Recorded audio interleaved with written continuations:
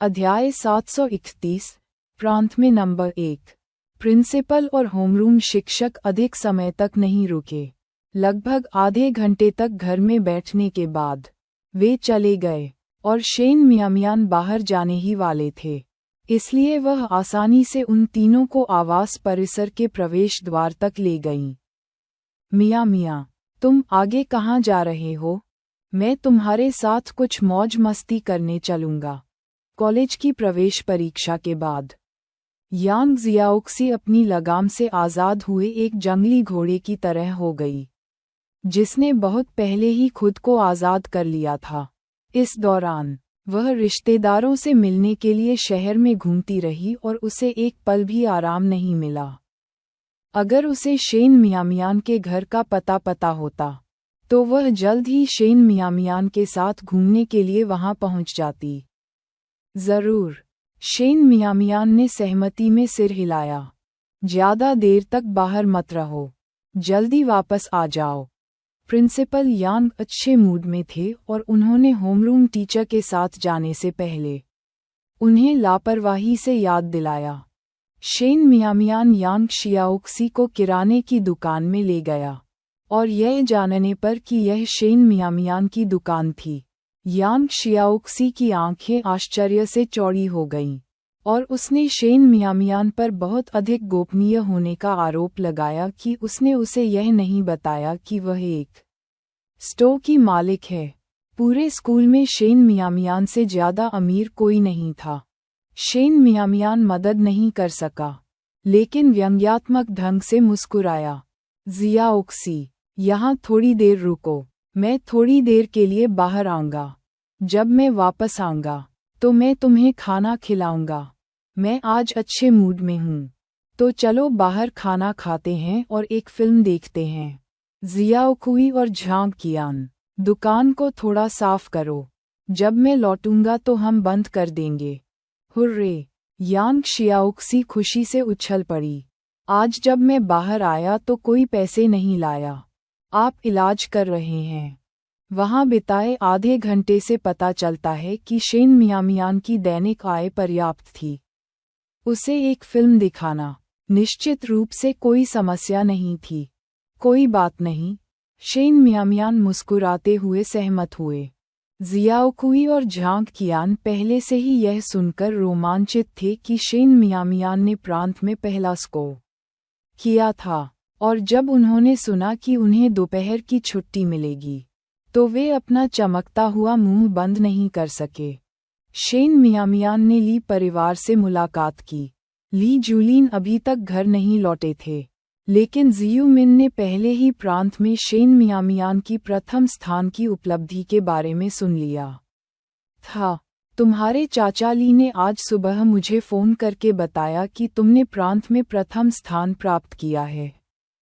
वह स्कूल में व्यस्त हैं और अभी वापस नहीं आ सकते। उन्होंने अनुमान लगाया कि तुम हमें बताने के लिए निश्चित रूप से आओगे और मुझसे और किराने का सामान खरीदने के लिए कहा ताकि हम सभी एक साथ जश्न मना सकें। आंटी क्षियू, मैंने आज एक सहपाठी के साथ योजना बनाई है और अंकल ली भी काफ़ी व्यस्त हैं। चलो कल एक साथ जश्न मनाते हैं। शेन मियामियान शियू मिन को परिवार मानती थीं। यही कारण है कि उन्होंने बिना किसी औपचारिकता के स्पष्ट रूप से बात की। ठीक है, तुम युवा लोग बाहर जाओ और मौज करो। शियू मिन ने समझा कि इतना अच्छा काम करने के बाद भी शेन मियामियान के लिए साथियों के साथ घूमना फिरना स्वाभाविक है और वह इसकी सराहना कर सकती है, इसलिए उसने उन पर रुकने के लिए दबाव नहीं डाला। दुकान पर वापस दाजुन और डू शियाओहुई भी लौट आए। हालांकि डू जियाओहुई को बीजिंग स्कूल में दाखिला नहीं मिला था, लेकिन उसने अपनी पसंद के स्कूल में प्रवेश पाने के लिए पर्याप्त अच्छे अंक प्राप्त किए, इसलिए वह भी अच्छी आत्माओं में था। समूह में दाजुन सबसे बुजुर्ग था और वह उनके साथ बाहर जाने में बहुत शर्मिंदा था, लेकिन वह उनके अनुनय का विरोध नहीं कर सका। शेन मियामियान उन्हें बड़े भोजन के लिए पास में एक नए खुले रेस्तरां में ले गया। फिर वे सिनेमा की ओर चले गए। डू शियाओहुई एक कॉमेडी देखना चाहता था, जबकि यांग शियाओक्सी एक डरावनी फिल्म देखना चाहता था। इस पर उन दोनों में तीखी बहस हुई। एक लड़की हॉरर फिल्म देखना चाहती है, क्या कॉमेडी देखना बेहतर नहीं है? हम तीनों ने अपनी परीक्षाओं में अच्छा प्रदर्शन किया है। कॉमेडी देखने से हमारा उत्साह बढ़ेगा, डू शियाओहुई ने तर्क दिया, जो हाई स्कूल के 3 वर्षों के दौरान अक्सर यांग शियाओक्सी से प्रभावित महसूस करता था। उसके पिता प्रिंसिपल थे, और हालांकि लू सियुआन डरता नहीं था, लेकिन वह थोड़ा आशंकित था। अब जब वे स्नातक हो गए थे, तो फिल्म देखना उनकी गरिमा का अंतिम पड़ाव था। इस डरावनी फिल्म में कुछ मज़ेदार हिस्से भी हैं। ये सब डरावना नहीं है। इसके अलावा, किसने कहा कि लड़कियां डरावनी फिल्में नहीं देख सकती? उसने हॉरर फिल्म देखने की अध्याय 732 पैसा उधार लेना। तो फिर तुम अकेले हॉरर फिल्म देखने जाओ, हम कॉमेडी देखने जाएंगे। डू शियाओहुई समझौता करने को तैयार नहीं दृढ़ रही। यांग जियाओक्सी ने शेन मियामियान की ओर देखा। मियामियान, क्या तुम कॉमेडी या हॉरर फिल्म देखना चाहते हो? उद्धरण चिन्ह। डू जियाओहुई ने भी उसकी ओर देखा। शेन मियामियान का मुंह हिल गया। 3 साल तक सहपाठी रहने के दौरान इन दोनों को कोई परेशानी नहीं हुई, लेकिन स्नातक होने के तुरंत बाद वे इस बात को लेकर असमंजस में थे कि कौन सी फिल्म देखी जाए। ये सचमुच सिरदर्द पैदा करने वाला था। उसने त्यागपत्र में अपना माथा छुआ और समझौता करने के बारे में सोचा। यह अभी भी जल्दी है। 2 फिल्में देखने के लिए पर्याप्त समय है। कैसा रहेगा कि हम पहले हॉरर फिल्म देखें, फिर कॉमेडी? उद्धरण चिन्ह। मैं सहमत हूँ, यांग शियाओक्सी ने कहा। हमें पहले डरावनी फिल्म क्यों देखनी चाहिए? डू शियाओहुई को आश्चर्य हुआ, क्योंकि वह कॉमेडी देखना चाहता था। शेन मियामियान ने कंधे उचकाए। देवियों पहले। यांग शियाओक्सी के स्वभाव को जानने के बाद, अगर वे पहले कॉमेडी देखेंगे तो वह निश्चित रूप से खुश नहीं होंगी। डू शियाओहुई के पास कोई खंडन नहीं था, इसलिए समूह ने पहले डरावनी फिल्म देखी और फिर कॉमेडी। जब तक डबल फीचर समाप्त हुआ, तब तक बाहर अंधेरा हो चुका था। सबसे पहले उन्होंने यांग जियाओक्सी को उसके घर छोड़ा, फिर एक साथ एक स्टोर की ओर चले गए। रास्ते में शेन मियामियान और डू जियाओहुई ने स्कूल के बारे में बातचीत की। हालांकि उन्होंने यहाँ काम किया था और कुछ पैसे बचा लिए थे, लेकिन यह उनके लिए बाल्टी में एक बूंद के बराबर था। विश्वविद्यालय में दाखिला लेना अच्छी खबर थी, लेकिन उनके परिवार के लिए यह एक बोझ भी बन गया। लू सियुआन के चले जाने के बाद डू जियाओहुई ने उसकी अच्छी देखभाल की थी, और शेन मियामियान बहुत आभारी थे। अब जब डू शियाओहुई को कठिनाइयों का सामना करना पड़ रहा था, शेन मियामियान मदद करना चाहता था, इसलिए उसने पहल की और कहा, जियाओहुई, विश्वविद्यालय की लागत काफ़ी अधिक है, और मुझे आपके परिवार की वर्तमान स्थिति के बारे में पता है। हम एक ही शहर में नहीं पढ़ रहे होंगे, इसलिए मैं वहाँ आपकी मदद नहीं कर पाऊंगी। मैं कुछ दिनों में बीजिंग जा रही हूँ, इसलिए जाने से पहले मैं आपकी मदद करने के लिए जो कर सकती हूँ वह करना चाहती हूँ। उसने डू जियाओहुई की अभिव्यक्ति देखी और ये देखकर कि वह सामान्य दिख रहा था, उसे आश्वस्त महसूस हुआ कि उसके शब्दों ने उसके गौरव को ठेस नहीं पहुंचाई है। उसने आगे कहा, मैं आपको पहले आपके विश्वविद्यालय के रहने के खर्च और ट्यूशन के लिए पैसे उधार दे सकती हूँ। स्नातक होने के बाद आप मुझे वापस भुगतान कर सकते हैं और पैसा कमाना शुरू कर सकते हैं। डू जियाओहुई ने उम्मीद नहीं की थी कि शेन मियामियान उसे रहने के खर्च और ट्यूशन के लिए पैसे उधार देने की पेशकश करेगा। आपको समझना होगा, कॉलेज की लागत काफ़ी अधिक है। यह उल्लेख करने की आवश्यकता नहीं है कि क्या शेन मियामियान के पास इतना पैसा था। भले ही उसके पास इतना पैसा था, वह उसे इतना उधार देने की हिम्मत कैसे कर सकती थी? वह अभी भी केवल हाई स्कूल स्नातक था। यहाँ तक कि अगर उसके पिता रिश्तेदारों से पैसे उधार लेने जाते तो भी उन्हें उतना पैसा नहीं मिल पाता। मियाँ, क्या आप गंभीर हैं? उद्धरण चिन्ह। क्या मुझे ऐसा लग रहा है जैसे मैं मजाक कर रहा हूँ? शेन मियामियान ने प्रतिवाद किया। डू शियाओ हुई, लेकिन कॉलेज बहुत महंगा है। मुझे पता है, शेन मियामियान ने सिर हिलाया। 2000, यह आपके कॉलेज के खर्चों के लिए पर्याप्त होना चाहिए। ठीक है, और मैं आपको ये पैसा यूं ही उधार नहीं दे रहा हूँ। आपको मुझे गवाह के रूप में दाजुन और जियाओकुई के साथ एक IOU लिखना होगा। इसके अलावा, निश्चिंत रहें, अगर मैं कहता हूँ कि मैं आपको पैसे उधार देने जा रहा हूँ, तो मेरे पास निश्चित रूप से है। अपनी पढ़ाई पर ध्यान दें। जहाँ तक आप उधार लिए गए पैसे का सवाल है, स्नातक होने और नौकरी मिलने के बाद आप मुझे वापस भुगतान करने में अपना समय ले सकते हैं। बस काफ़ी है। डू जियाओहुई की आंखें लाल हो गईं और उसकी आवाज़ रुंध गई।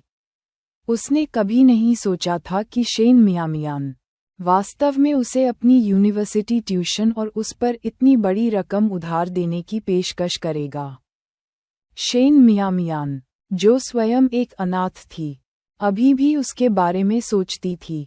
वह जानता था कि शेन मियामियान उसे सिर्फ एक दोस्त मानता था, लेकिन दयालुता का ये कार्य उसकी हड्डियों में गहराई तक अंकित था। कल मैं तुम्हें पैसे दूंगी। स्कूल शुरू होने तक तुम यहाँ काम करते रहो, और तुम कुछ और कमा सकते हो, उसने कहा। बोलते बोलते वे तेजी से सब्जी मंडी के प्रवेश द्वार पर पहुंच गए।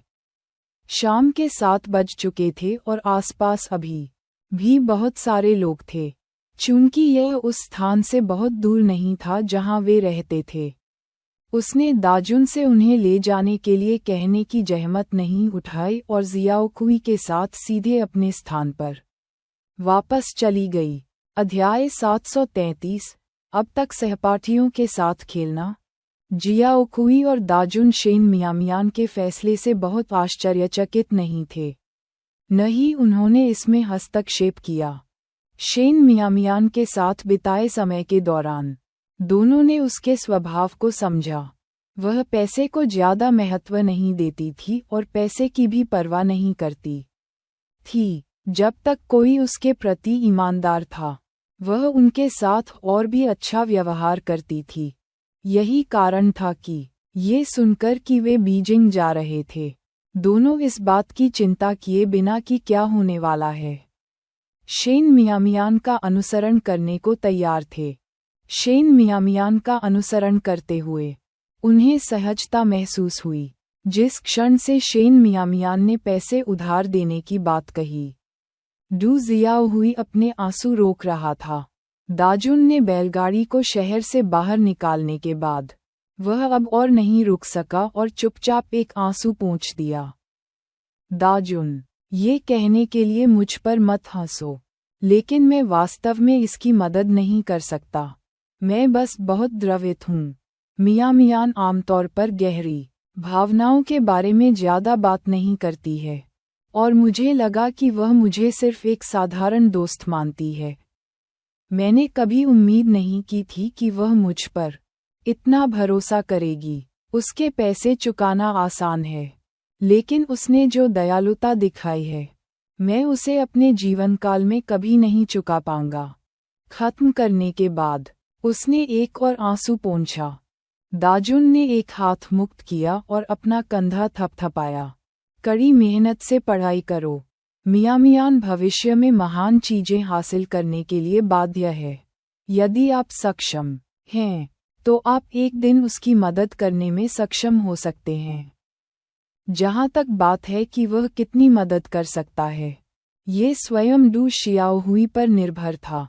यदि डू जियाओहुई एक बड़े बॉस बन गए, तो वे व्यावसायिक भागीदार हो सकते हैं। अन्यथा शेन मियामियान के अधीन काम करना भी मदद करने वाला माना जाएगा।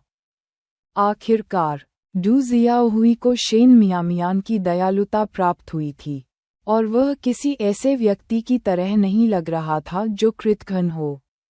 इसलिए वह भविष्य में उसकी मदद से आश्वस्त महसूस करेगी। मैं निश्चित रूप से ऐसा करूंगा, डू शियाओहुई ने असाधारण दृढ़ संकल्प के साथ कहा। इस बीच शेन मियामियान और जियाओकुई अभी अभी अपने आवास पर पहुंचे थे। जियाओकुई ने दरवाज़ा खोलने के लिए चाबियां निकालीं, लेकिन शेन मियामियान को उसके कानों में गर्माहट महसूस हुई। उसने उन्हें रगड़ा और बुदबुदाया। रास्ते में डू जियाओहुई कुछ कह रही होगी। मेरे कान जल रहे हैं, जियाओकुई ने हंसते हुए कहा। मुझे लगता है कि वह इतना छूने पर रोने वाला था। भले ही वह आपके बारे में बात कर रहा था, वह अच्छी बातें कह रहा होगा।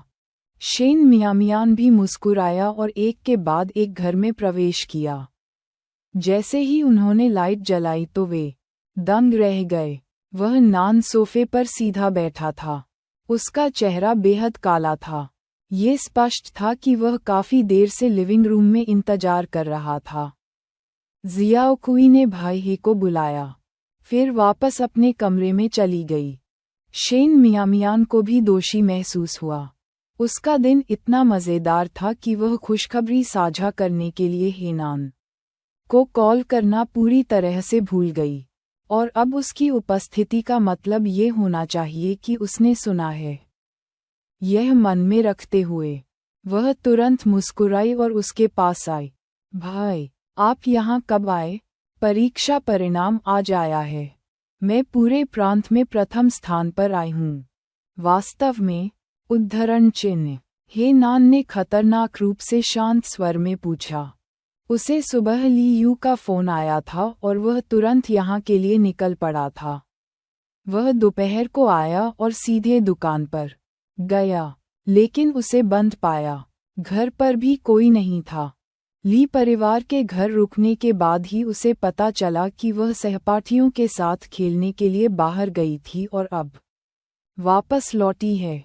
उसकी उम्र के किसी व्यक्ति के लिए खेलने का आनंद लेना सामान्य बात थी, लेकिन उसे इस बात की परवाह थी कि उसने इतनी बड़ी खबर के बारे में उसे सूचित करने के बारे में नहीं सोचा था। न केवल उसने इसे पहले उसके साथ साझा करने के बारे में नहीं सोचा था, बल्कि घर से कॉल करने का कोई रिकॉर्ड भी नहीं था, जिससे साबित होता है कि उसने उसे कॉल करने के बारे में बिल्कुल भी नहीं सोचा था। इस एहसास ने उसे बहुत दुखी कर दिया। उसकी छाती में जकड़न और असहजता महसूस होने लगी। शेन मियामियान ने आज्ञाकारी ढंग से अपना सिर हिलाया। तुम अब तक अपने सहपाठियों के साथ बाहर खेलते रहे हो? उद्धरण चिन्ह। उन्होंने जांच जारी रखी। शेन मियामियान ने दोषी महसूस करते हुए फिर से सिर हिलाया, लेकिन उसकी जीवित रहने की प्रवृत्ति मजबूत थी, और उसने तुरंत समझाया, मैं यांग शियाओक्सी, डू शियाओहुई, दाजुन शियाओकुई और अन्य लोगों के साथ बाहर गई थी। हमने सिर्फ खाना खाया और 2 फिल्में देखीं। अध्याय 734। शादी से पहले इसका विरोध नहीं किया। ये सुनकर हेनान का चेहरा और भी गहरा हो गया। तुम्हें खबर के बारे में कब पता चला? उद्धरण चिन्ह। आज सुबह, शेन मियामियान ने सच्चाई से उत्तर दिया।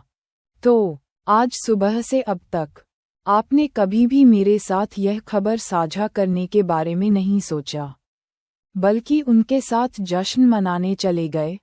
उन्होंने नान ने स्पष्ट रूप से मामले की जड़ पर प्रकाश डाला। शेन मियामियान। उद्धरण चिन्ह उद्धरण चिन्ह। उसने अपना सिर नीचा करते हुए खेदजनक तरीके से कहा, हे नान, मैंने तुम्हें बताने के बारे में सोचा था। प्रिंसिपल को बाहर ले जाने के बाद बाहर कोई फोन नहीं था, इसलिए तो आपने कॉल ही नहीं किया? उद्धरण चिन्ह। हाँ, ली परिवार के पास भी एक फोन है। शेन मियामियान। उद्धरण चिन्ह उद्धरण चिन्ह। वह नान वास्तव में उसे बचने के लिए कोई जगह नहीं दे रहा था। उसकी अभिव्यक्ति को और अधिक गहरा और डूबता हुआ देखकर शेन मियामियान ने पलकें झपकाईं, अपना दिल मजबूत किया, अपनी आंखें बंद कर लीं और सीधे उसके होठों पर एक चुंबन जड़ दिया। दोनों 1 साल से अधिक समय से रिश्ते में थे, और अपने सबसे घनिष्ठतम समय में उन्होंने केवल एक दूसरे को गले लगाया था, कभी भी किसी भी तरह के अत्यधिक व्यवहार में शामिल नहीं हुए थे। वह स्पष्ट रूप से महसूस कर सकती थी कि जैसे ही उसने उसे छुआ, उसकी सारी मांसपेशियां तनावग्रस्त हो गईं। शेन मियामियान को अचानक एहसास हुआ कि वह आग से खेल रही होगी। जैसे ही उसने खुद का अनुमान लगाना शुरू किया और थोड़ा दूर हट गई, ऐसा लगा जैसे वह जाग गया और एक तरल गति में उसे अपनी कमर के चारों ओर लपेट लिया और सीधे बेडरूम की ओर चला गया। सब कुछ इतना अचानक हुआ कि शेन मियामियान पूरी तरह से स्तब्ध रह गया। जब तक उसे होश आया, उसे बिस्तर पर लिटा दिया गया था। उसका लंबा शरीर उसके ऊपर मंडरा रहा था, त्वचा को फिर से छू रहा था। उसका शरीर झटके खा रहा था, मानो विद्युतीकृत हो गया हो। शेन मियामियान को नहीं पता था कि उसने उसे कितनी देर तक पकड़ कर रखा था। केवल उस पल महसूस हुआ जब वह उसे कमरे में ले गया। लगभग कई बार उसका दम घुट गया। ऐसा तब तक नहीं हुआ जब तक कि उसकी सांसें तेज नहीं हो गईं और उसने उसे कसकर अपने आलिंगन में खींच लिया। उसकी ठुड्डी उसके माथे पर टिकी हुई थी। उसकी आवाज़ कर्कश थी और उसने कहा, तुम अभी भी जवान हो। ये शब्द जितने उसके लिए थे उतने ही उसके लिए भी लग रहे थे। शेन मियामियान का चेहरा पके सेब की तरह लाल था। उसकी बाहें उसकी कमर के चारों ओर लिपटी हुई थीं। वह धीरे धीरे सांस ले रहा था। काफी देर के बाद वह शांत हुआ और बोला, मैं स्नान करने जा रहा हूँ। इसके साथ ही उसने अलमारी खोली, अपने बदले हुए कपड़े निकाले और सीधे बाहर चला गया। पूरी प्रक्रिया के दौरान उसने दोबारा उसकी ओर नहीं देखा, इस डर से कि अगर उसने ऐसा किया तो वह कमरे से बाहर नहीं निकल पाएगा। एक बार दरवाज़ा बंद होने पर शेन मियामियान ने उसके लाल गालों को थपथपाया। कितना शर्मनाक है, ये सिर्फ एक चुंबन था। मेरा चेहरा इतना लाल क्यों है? उद्धरण चिन्ह। वह कोई किशोरी नहीं थी।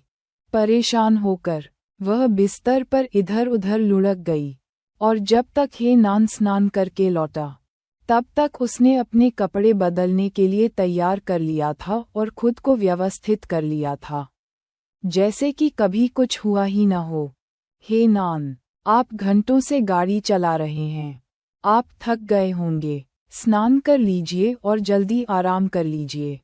मैं बाद में स्नान करूंगी और जियाओकुई के साथ सोऊंगी, उसने कहा। रहने के बाद से वह हेनान के कमरे में रह रही थी। अब जब वह वापस आ गया था तो उसे जियाओकुई के साथ जुड़ना होगा। यहाँ सो जाओ, हेनान ने गंभीरता से कहा। क्या? शेन मियामियान को अचंभित कर दिया गया। उसका चेहरा, जो अभी अभी सामान्य हुआ था, फिर से लाल हो गया। हेनान, यह उचित नहीं है ना? हमने अभी तक शादी नहीं की है। हालांकि मैं शादी से पहले अंतरंगता के सख्त खिलाफ नहीं हूँ। मैंने अभी अभी हाई स्कूल से स्नातक किया है। क्या ये थोड़ी जल्दी नहीं है? उद्धरण चिन्ह। आप विवाहपूर्व अंतरंगता के विरोधी नहीं हैं? हेनान ने उसकी ओर ध्यान से देखते हुए उसके कथन के महत्वपूर्ण भाग को पकड़ लिया, अपनी जुबान फिसलने का एहसास करते हुए। शेन मियामियान ने अपना मुंह ढक लिया और बड़बड़ाया, हेनान, मेरा मतलब यह नहीं था। मेरा मतलब है, मुझे नहीं पता कि मेरा क्या मतलब है। मैं बस बकवास कर रहा था। कृपया दिखावा करें कि आपने इसे नहीं सुना। अध्याय 735, बिग ब्रदर। क्या आप आज रात जा रहे हैं? वह नान चुपचाप मुस्कुराया और उसे चिढ़ाना बंद कर दिया, मानो किसी बच्चे को खुश करते हुए। उसने उसके सिर पर हाथ फेरा और कहा, मुझे अभी तक तुम्हारे अंकुर जैसी आकृति में कोई दिलचस्पी नहीं है। जल्दी करो और स्नान करो। वापस आओ और जल्दी सो जाओ। हमें सब कुछ व्यवस्थित करने के लिए कल जल्दी उठना होगा, क्योंकि हम परसों बीजिंग के लिए रवाना होंगे। शेन मियामियान उद्धरण चिन्ह ... उद्धरण चिन्ह। पता चला कि वे सिर्फ पर्दे के नीचे बातचीत कर रहे थे। उसने बहुत ज्यादा सोचा था। यह सही नहीं है। वह अंकुर जैसी आकृति वाली नहीं थी। वह काफी अच्छी तरह से विकसित हो रही थी। बहुत बहुत धन्यवाद। और यहाँ तक कि यांग जियाओक्सी को भी कभी कभी उसके फिगर से ईर्ष्या होती थी। उसे अचानक घबराते हुए देखकर, जैसे कि वह काफी असंतुष्ट हो, हे नान ने फिर से हंसते हुए कहा, क्या तुम थोड़ी निराश लग रही हो? बिल्कुल नहीं। शेन मियामियान का चेहरा लाल हो गया और वह जल्दी से अपने कपड़े हाथ में लेकर चली गई। स्नान करने के बाद शेन मियामियान थोड़ा शांत हो गया। वह सबसे पहले जियाओकुई की जांच करने के लिए उसके कमरे में गई। जियाओकुई अभी भी पढ़ रहा था और बिस्तर पर नहीं गया था। ये सोचते हुए कि शेन मियामियान आज रात उसके साथ सो सकता है, उसने कहा, मियामियान, पिछले कुछ दिनों में चादरें और डुवेट कवर बदल दिए गए हैं। यदि आप उनके आदी नहीं हैं, तो मैं उन्हें आपके लिए नए में बदल सकता हूँ। दोनों एक साथ बड़े हुए थे, लेकिन उन्होंने कभी एक साथ बिस्तर साझा नहीं किया था। शेन मियामियान ने जियाओकुई को ऐसे व्यक्ति का आभास दिया जो स्वच्छता पसंद करता है और जीवन जीने का एक विशेष तरीका रखता है। उसे डर था कि शेन मियामियान को वह चादरें गंदी लगेंगी जिस पर वह सोई थी। उन्हें बदलने की कोई जरूरत नहीं है। मैं बस आपको बताने आ रहा हूँ। शेन मियामियान ने थोड़ा शर्मिंदा महसूस करते हुए अपना गला साफ किया। मैं आज रात भी मास्टर बेडरूम में सोऊंगा। अगर तुम्हें नींद आ जाए तो सो जाओ, मेरा इंतजार मत करो। क्या भाई वह आज रात जा रहा है? जियाओकुई की पहली प्रतिक्रिया ये थी कि हे नान आज रात वहाँ नहीं रुकेंगे। शेन मियामियान उद्धरण चिन्ह ... उद्धरण चिन्ह। सामान्यतः मोटी चमड़ी वाली वह अब थोड़ी शर्मिंदगी महसूस कर रही थी। वह नहीं जा रहा है। जियाओकुई उद्धरण चिन्ह ... उद्धरण चिन्ह। वह एक पल के लिए चौंक गई, फिर समझ गई और उसका चेहरा शेन मियामियान से भी अधिक लाल हो गया। ये देखकर शेन मियामियान ने तुरंत कहा, ज्यादा मत सोचो, यह वह नहीं है जो तुम कल्पना करते हो। तो फिर तुम्हारा चेहरा लाल क्यों है? जियाओकुई शेन मियामियान को चिढ़ाने में मदद नहीं कर सकी, जैसा कि वह अक्सर उसके साथ करती थी।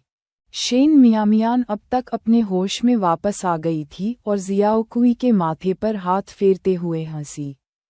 वे दोनों कुछ देर तक इधर उधर खेलते रहे, लेकिन जियाओकुई उसे याद दिलाने के लिए गंभीर स्वर अपनाने से खुद को नहीं रोक सकी। मिया, तुम्हें अभी भी कॉलेज जाना है। मुझे पता है कि यह कहने की मेरी जगह नहीं है, लेकिन मुझे लगता है कि तुम्हें याद दिलाना सबसे अच्छा है। सावधान रहें कि गर्भवती न हो, अन्यथा तुम बाद में स्कूल नहीं जा पाओगी। जियाओकुई वास्तव में शेन मियामियान के लिए शुभकामनाएं चाहती थी। यही कारण है कि उसने ये बातें कही। ऐसा नहीं था कि वह शेन मियामियान के बारे में बुरा सोचती थी। बात सिर्फ इतनी थी कि शेन मियामियान के आसपास उसके माता पिता नहीं थे और वह बीजिंग जा रहा था, जहां भाई है के अलावा परिवार का कोई अन्य सदस्य नहीं होगा। जियोकुई को लगा कि उसे याद दिलाना और भी जरूरी है। शेन मियामियान का मुंह हिल गया। वह जानती थी कि जियाओकुई ने गलत समझा है, लेकिन वह ये भी जानती थी कि जियाओकुई का मतलब अच्छा था। इसलिए उसने धीरे से समझाया, जियाओकुई, चिंता मत करो भाई, वह और मैं बस पर्दे के पीछे मासूमियत से बातें कर रहे हैं। कुछ नहीं होगा। 2 जीवन जीने के बाद उसने कुछ चीजें दूसरों की तुलना में अधिक स्पष्ट रूप से देखीं। भाई जैसे परिवारों को ऐसी बहुएं पसंद नहीं हैं जो शादी से पहले गर्भवती हो गईं। वह बंदूक वाली शादी में नहीं जाएगी। जियाओकुई ने राहत की सांस ली। यह अच्छा है। तुम दोनों को भी जल्दी आराम करना चाहिए। शेन मियामियान का चेहरा फिर से लाल हो गया और फिर वह मास्टर बेडरूम में लौट आए। वह नान खिड़की के पास खड़ा था, बाहर रात का दृश्य देख रहा था, सोच में डूबा हुआ था। शेन मियामियान के कमरे में प्रवेश करने के बाद वह बिस्तर पर लेट गई। कुछ ही देर में उसके बगल का बिस्तर नीचे गिर गया और उसका बड़ा हाथ आगे बढ़ा और उसे अपनी बाहों में खींच लिया। शेन मियामियान को अचानक एहसास हुआ कि वह उतनी घबराई हुई नहीं थी जितनी उसने कल्पना की थी। अध्याय 736। शेन मियामियान को ये बहुत पसंद है। उनमें से किसी को भी नींद नहीं आ रही थी, इसलिए शेन मियामियान ने डू जियाओहुई को पैसे उधार देने की बात की। उन्होंने नान ने कोई आपत्ति नहीं जताई। रात की अच्छी नींद के बाद वे तीनों अगले दिन जल्दी उठे। हे नान के साथ कुछ फल खरीदे और ली परिवार के घर गए। उन्होंने पूरी सुबह ली जूलिन के साथ बातचीत करते हुए बिताए और दोपहर के भोजन का आनंद लेने के बाद वे चले गए। दोपहर में शेन मियामियान दादाजी लू से मिलने गए। उसने पहले डू जियाओहुई को पैसे देने की योजना बनाई थी, लेकिन डू जियाओहुई को लगा कि इतनी बड़ी रकम घर पर रखना सुरक्षित नहीं है, इसलिए उसने इसे किस्तों में लेने के लिए स्कूल का सत्र शुरू होने तक इंतजार करने का फैसला किया। शेन मियामियान को इस पर कोई आपत्ति नहीं थी और उसने उससे कहा कि वह बाद में जियाओकुई से पैसे प्राप्त कर सकता है। एक व्यस्त दिन के बाद शेन मियामियान को विशेष रूप से गहरी नींद आई। जैसे ही उजाला हुआ, उसने नाश्ता किया और हे नान के साथ बीजिंग के लिए निकल पड़ी। 2 जीवन जीने के बाद ये शेन मियामियान की बीजिंग की पहली यात्रा थी। फिर भी उसे अपनेपन का एहसास हुआ, जैसे कि वह बहुत समय पहले यहाँ आए हो। जहाँ वे रुकेंगे वहाँ ले जाने से पहले हे नान जानबूझकर उसे बीजिंग विश्वविद्यालय के द्वार के पार ले गया। घर हे नान द्वारा किराए पर लिया गया एक छोटा सा चतुर्भुज आंगन पूरी तरह से आवश्यक हर चीज से सुसज्जित था। यह एक ऐसी जगह थी जिसमें कोई भी सूटकेस के साथ आसानी से जा सकता था। शेन मियामियान को ये बहुत पसंद आया। अपना सामान दूर रखने के बाद हे नान उसे खाने के लिए बाहर ले गया, उस बड़े आंगन के बारे में सोचते हुए जहां वह अकेली निवासी थी। शेन मियामियान को अचानक एक विचार आया, बड़े भाई, क्या यांग जियाओक्सी मेरे साथ रह सकती है? उद्धरण चिन्ह। यांग जियाओक्सी का स्वभाव बहुत खराब था और छात्रावास में रूममेट्स के साथ उसकी निश्चित तौर पर नहीं बनती थी। इसके अलावा इतनी बड़ी जगह पर अकेले रहना थोड़ा अकेलापन था। किसी और के होने का मतलब होगा साथ। बिल्कुल, वह नान तुरंत सहमत हो गया। शेन मियामियान की आंखें चमक उठीं, लेकिन फिर उसने उसे ये कहते हुए सुना, हालांकि आप लड़कों को वापस नहीं ला सकते। विश्वविद्यालय हाई स्कूल जैसा नहीं था। यह अधिक आरामदायक था और वहां पढ़ने वाले विभिन्न क्षेत्रों के शीर्ष छात्र थे। 2 सुंदर युवा लड़कियां प्रेमलाप का विशिष्ट लक्ष्य थीं। ऐसी जगह पर जहां भेड़ियों की संख्या भेड़ों से अधिक थी, उसे किसी को भी अपना कोना चुराने से रोकने के लिए अतिरिक्त सावधानी बरतनी पड़ी। मम्मा, शेन मियामियान ने उतनी ही सहजता से सहमति में सिर हिलाया। बीजिंग विशाल और हलचल भरा था। अपने पहले 2 दिनों में शेन मियामियान ने क्षेत्र से परिचित होने के लिए हे नान का पीछा किया और अकेले नहीं भटकी। वह नान उसे अपनी कंपनी में ले जाना चाहता था, लेकिन शेन मियामियान नहीं गया। हे नान का व्यवसाय अब फल फूल रहा था, लेकिन वह अकेला ही रहा। बूढ़ा मास्टर वह उसके लिए शादी की संभावनाओं की व्यवस्था कर रहा था, जिसे हे नान ने सीधे तौर पर अस्वीकार कर दिया, जिससे बुजुर्ग इस हद तक नाराज हो गया कि उसने कई दिनों तक घर नहीं छोड़ा। अगर उसने हे नान की कंपनी में कदम रखा तो उसे उम्मीद थी कि लोग तुरंत उसके दरवाजे पर दस्तक देंगे। जैसे ही उसने बीजिंग में प्रवेश किया, शेन मियामियान को पता चल गया कि वह हेस के बड़े परिवार के साथ जुड़ गई है। समय तेजी से बीतता गया और इससे पहले कि उसे पता चलता, वह 1 महीने से अधिक समय से बीजिंग में थी। जब भी हे नान को समय मिलता, वह उसके साथ रहता और वह आसपास के इलाकों से काफी परिचित हो गई थी। स्कूल वर्ष की शुरुआत के साथ शेन मियामियान ने यांग शियाओक्सी से फ़ोन पर बात की और उससे मिलने के लिए रेलवे स्टेशन पर गया। 80 के दशक के रेलवे स्टेशनों पर सुविधाएं अभी तक पूरी तरह से विकसित नहीं हुई थीं और लोगों का प्रवाह विशेष रूप से बड़ा था। स्टेशन के प्रवेश द्वार पर यांग जियाओक्सी के नाम का एक बड़ा चिन्ह लिए खड़े शेन मियामियान ने काफी लोगों की निगाहें आकर्षित कीं। हालांकि उसकी तरह कई लोगों के पास बड़ी बड़ी तख्तियां थीं, लेकिन कोई भी उसके जितना सुंदर नहीं था। लगभग 10 मिनट तक साइन को पकड़ने के बाद, जब उसके हाथों में दर्द होने लगा, उसने आखिरकार यांग शियाओक्सी को देखा, जो अपने भारी सामान को घसीटते हुए भीड़ के बीच से निकलने के लिए संघर्ष कर रही थी। अध्याय 737 स्कूल में वापसी सीज़न 1। जिस क्षण यांग जियाओक्सी की नज़र शेन मियामियान पर पड़ी, उसे ऐसा लगा जैसे उसने अपने उद्धारकर्ताओं को देख लिया हो। उसने उत्साहपूर्वक अपना सामान गिरा दिया और शेन मियामियान को कसकर गले लगा लिया। मिया, आखिरकार मैं तुमसे मिल सका। तुम्हें अंदाज़ा नहीं है कि यह सब सामान अपने साथ रखना कितना कठिन था। आप अपने साथ इतना कुछ क्यों लाए? अत्यधिक पसीना बहाते हुए यांग जियाओक्सी ने शेन मियामियान को पकड़ रखा था और थोड़ा असहाय महसूस कर रही थी।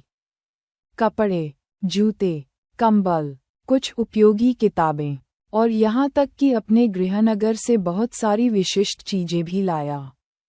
क्या हर कोई ऐसा नहीं करता है? चारों ओर देखो, क्या हर किसी के हाथ बड़े और छोटे बैग से भरे नहीं हैं? हालांकि वह थकी हुई थी, यांग शियाओक्सी को बिल्कुल भी नहीं लगा कि वह बहुत कुछ लेकर आई है। शेन मियामियान के होठों के कोने पर एक चिकोटी दिखाई दी। इतने सारे लोगों के साथ यहाँ बात करना असुविधाजनक है। पहले वापस चलते हैं। आपके कपड़े पसीने से भीग गए हैं। मुझे वह व्यक्ति मिल गया है जिसकी मुझे तलाश थी, इसलिए अब मुझे इस चिन्ह की आवश्यकता नहीं है। मेरी कुछ चीज़ें ले जाने में मेरी सहायता करें। यांग जियाओक्सी ने शेन मियामियान के हाथ से चिन्ह छीन लिया, उसे एक तरफ फेंक दिया और फिर अपना कंबल शेन मियामियान की बाहों में भर दिया। रेलवे स्टेशन छोड़ने और कैब लेने के बाद आखिरकार अपने आवास पर पहुंचने से पहले उन्हें लगभग 1 घंटे की परेशानी से गुजरना पड़ा।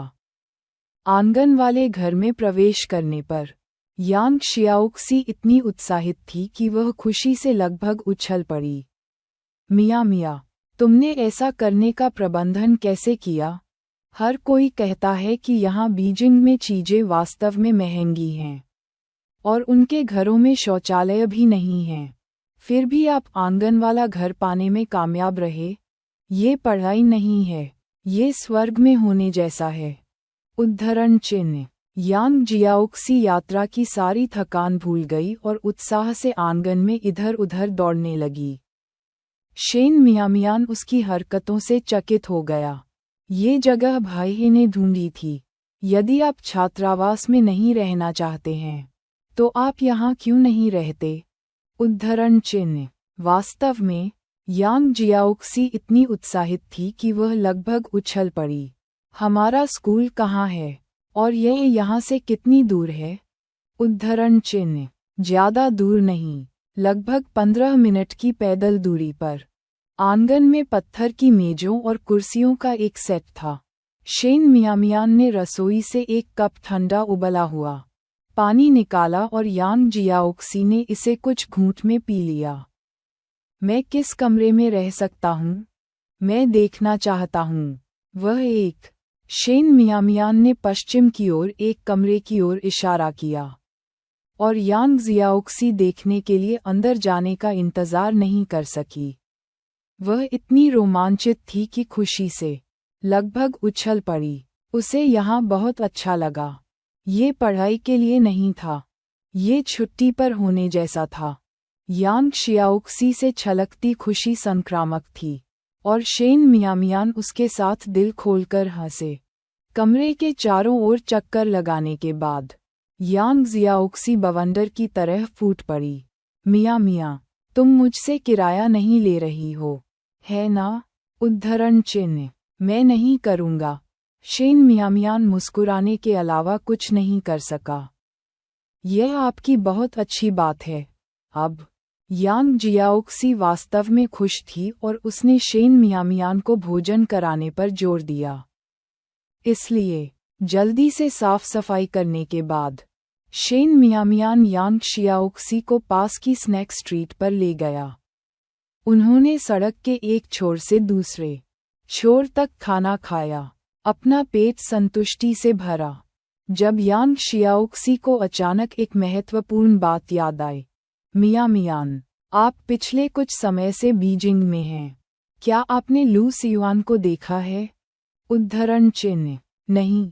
जैसे ही शेन मियामियान ने लू सियुआन का उल्लेख किया, उसने थोड़ा भौं से कोड़ ली।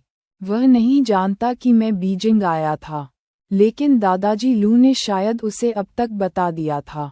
कुछ दिनों में कक्षाएं शुरू होने पर स्कूल में उसकी तलाश करेंगे। उद्धरण चिन्ह।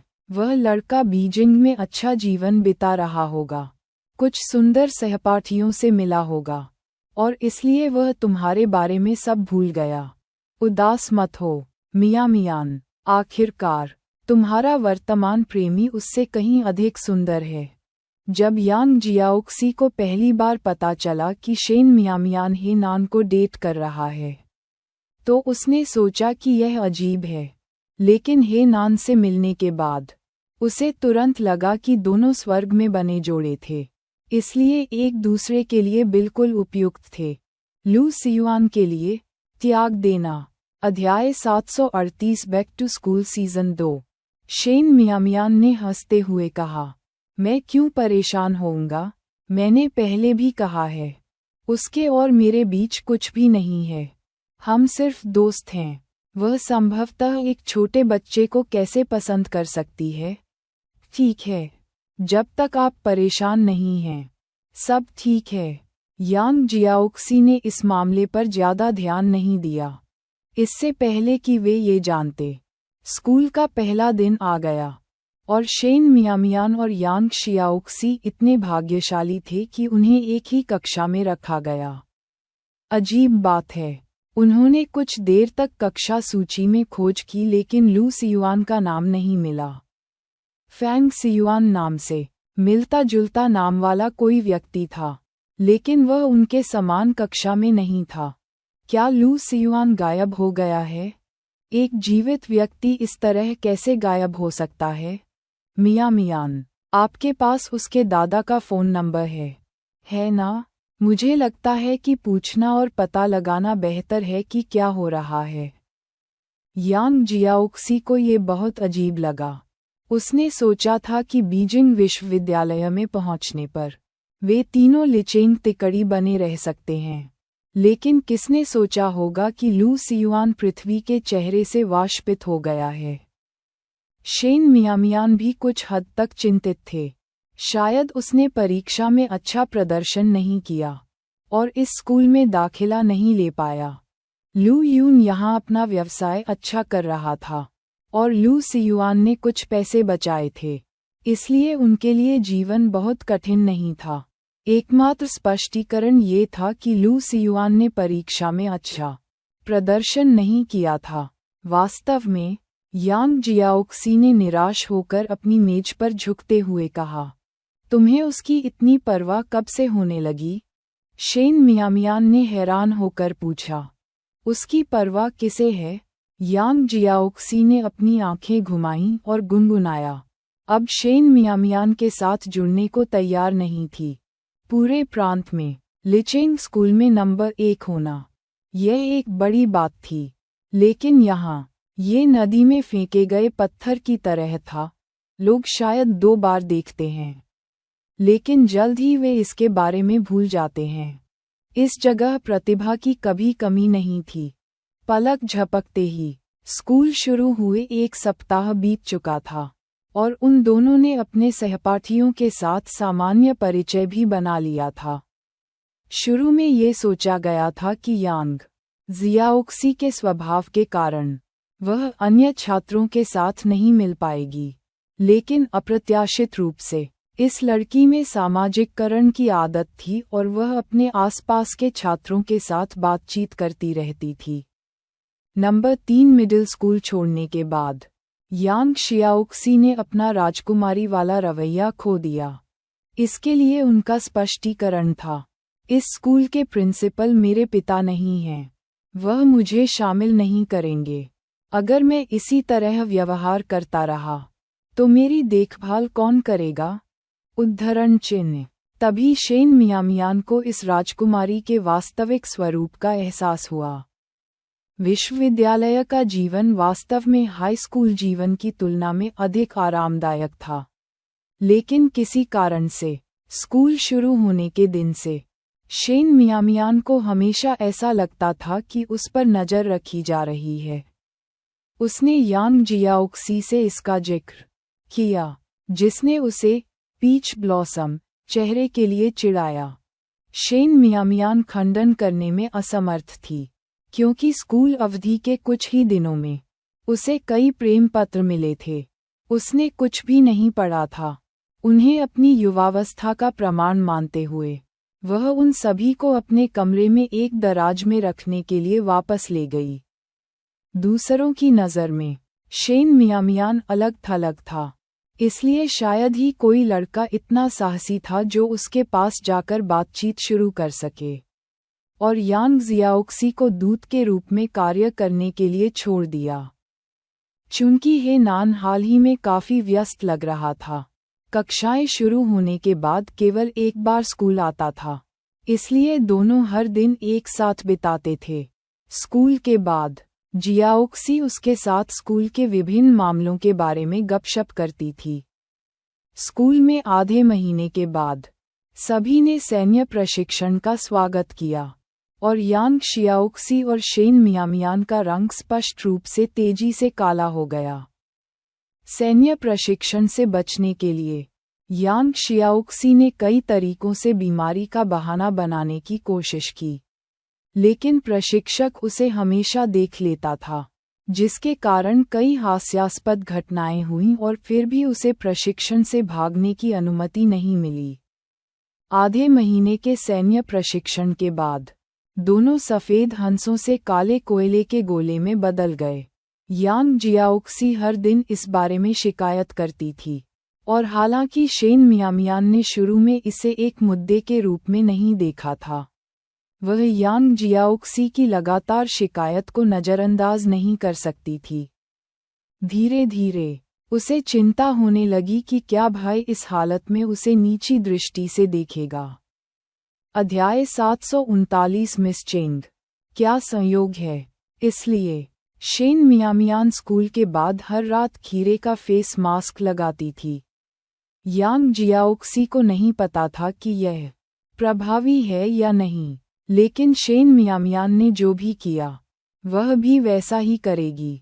ऐसे दिन अगले 1 सप्ताह तक जारी रहे, और जब हेनान शहर से बाहर से लौटा तो उसने उसका धूप से काला हुआ छोटा सा चेहरा देखा और उसकी आंखें भोग से भरी थीं, जिससे यांग शियाओक्सी ने कहा कि वह इसे बर्दाश्त नहीं कर सकती और वह कमरे में चली गई। चूंकि वह काफ़ी व्यस्त था, इसलिए वह कार्यालय जाने से पहले दोनों को कंपनी के पास दोपहर का भोजन करने के लिए ले गया। शेन मियामियान और यांग जियाओक्सी के पास करने के लिए कुछ बेहतर नहीं था, इसलिए वे पास के एक मॉल में चले गए।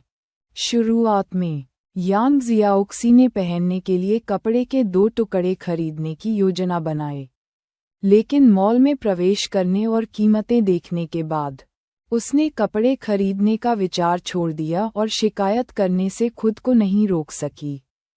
बीजिंग में कपड़े बहुत महंगे हैं। कपड़ों के इस एक टुकड़े की कीमत मेरे मासिक जीवन व्यय से अधिक है। हमारे जैसे सामान्य लोग यहाँ खरीदारी कैसे कर सकते हैं? मैं अभी भी लिचिंग को पसंद करता हूँ, जहाँ मैं एक महीने में 20 युआन भी खर्च नहीं कर सकता। जितना पैसा लिचिंग में जाता, उतना ही पैसा यहाँ बीजिंग में व्यावहारिक रूप से बेकार था। लिचिंग में उसका 20 युआन का मासिक भत्ता उसके सहपाठियों के लिए ईर्ष्या का विषय था, जिनकी आंखें ईर्ष्या से चमकती थीं। यहाँ बीजिंग में 20 युआन में कपड़े का एक टुकड़ा भी नहीं खरीदा जा सकता था। शेन मियामियान हंसते हुए जवाब देने ही वाली थी कि उसने एक अहंकारी आवाज़ सुनी। यदि आपके पास पैसे नहीं हैं, तो ऐसी जगहों पर न आएं। बीजिंग में भी कुछ युआन के लिए कपड़े हैं। अपनी तरह के लिए उपयुक्त स्थानों पर बने रहें। ये समुद्र में नदी केकड़ों को पकड़ने की कोशिश करने जैसा है। आपका असफल होना निश्चित है। हालांकि टिप्पणी उचित थी। वक्ता के स्वर में कृपालुता का भाव था।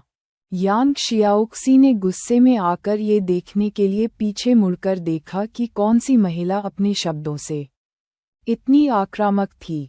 शेन मियामियान को लगा कि आवाज़ कुछ जानी पहचानी लग रही है और उसने भी अपना सिर घुमा लिया।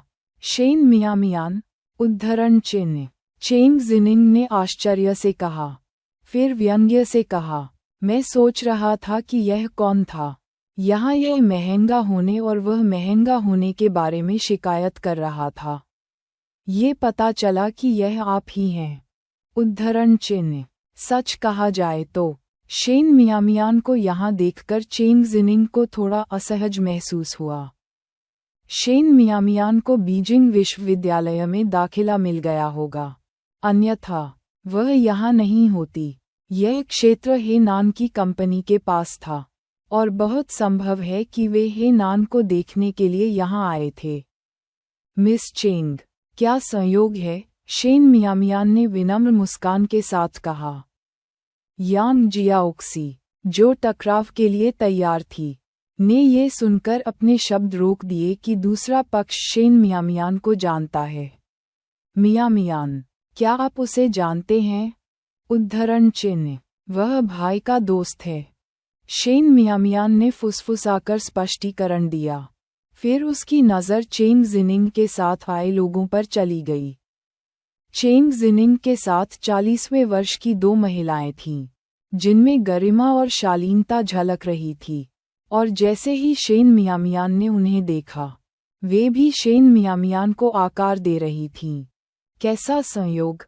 चेंग जिनिंग ने चिढ़कर कहा। यहाँ हर चीज़ महंगी है, और यह ऐसी चीज़ नहीं है जिसे आप खरीद सकें। आप यहाँ क्या कर रहे हैं? उद्धरण चिन्ह। शिनिंग। रुआन लिंग्यू को लगा कि चेंग जिनिंग असभ्य हो रही है, और वह उसे याद दिलाने से खुद को नहीं रोक सकी। जब लड़कियां बोलती हैं, तो उन्हें विनम्र होना चाहिए। उद्धरण चिन्ह उद्धरण चिन्ह। चेंग जिनिंग को उसकी चाची ने याद दिलाया और अचानक याद आया कि फू हुआ भी वहाँ था। उसने जल्दी से समझाया, मैं बस उसे याद दिलाना चाहता था कि यहाँ चीज़ें महंगी हैं।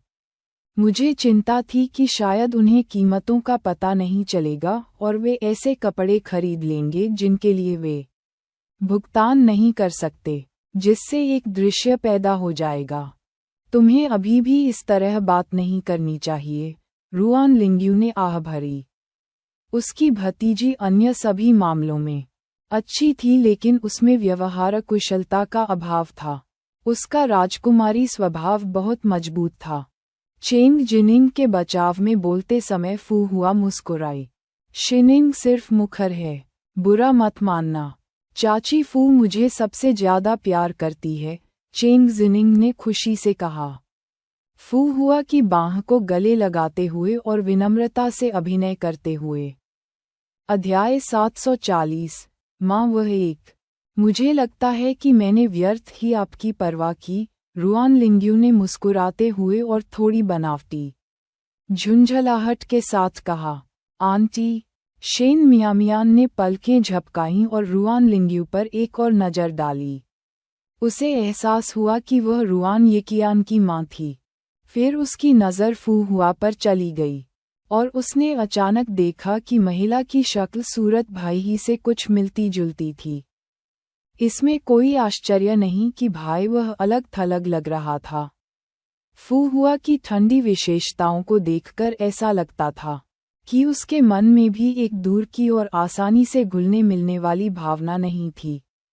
आनुवंशिकी हो। अप्रत्याशित रूप से वह अपनी भावी सास से इतनी जल्दी मिल गई थी। शेन मियामियान को सिरदर्द महसूस हुआ।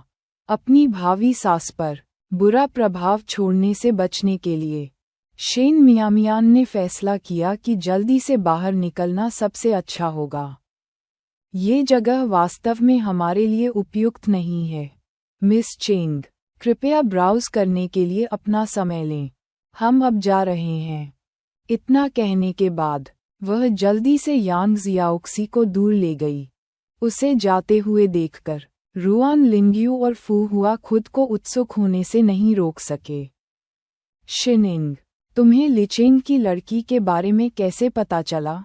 रुआन लिंग्यू ने पूछा। आंटी, क्या मैं नान के साथ नया साल बिताने के लिए लिचेंग नहीं गया था? तभी मेरी उससे मुलाकात हुई। अब जब शेन मियामियान और अधिक सुंदर होती जा रही थी, इस तथ्य के साथ कि वह बड़ी हो गई थी, चेंग जिनिंग को खतरे का एक बेवजह एहसास महसूस हुआ। उसने शेन मियामियान और हे नान के बीच संबंधों को उजागर करने की हिम्मत नहीं की।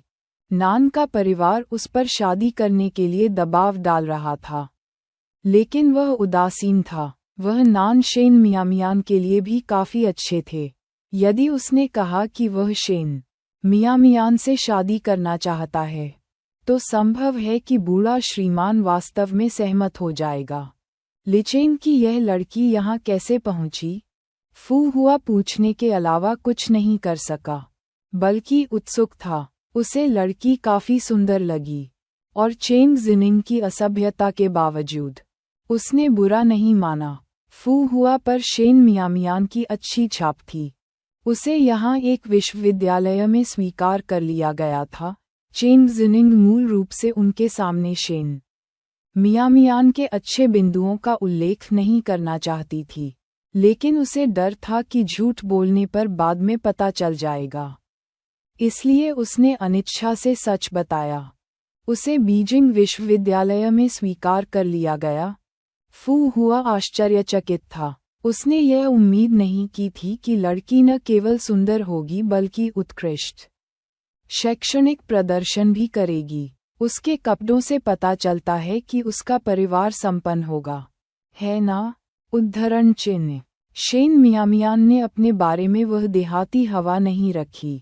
यदि चेंग जिनिंग ने इसका उल्लेख नहीं किया होता, तो केवल उसकी शक्ल सूरत को देखते हुए शेन मियामियान एक प्रमुख परिवार की लड़की लगती। चेंग जिनिंग के बगल में खड़े होकर वह बिल्कुल भी पिछड़ी हुई नहीं लग रही थी। क्या? अच्छी तरह से।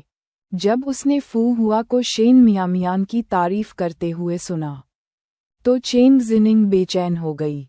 वह एक परजीवी के अलावा और कुछ नहीं है, जो दूसरे लोगों की दान पर जी रही है।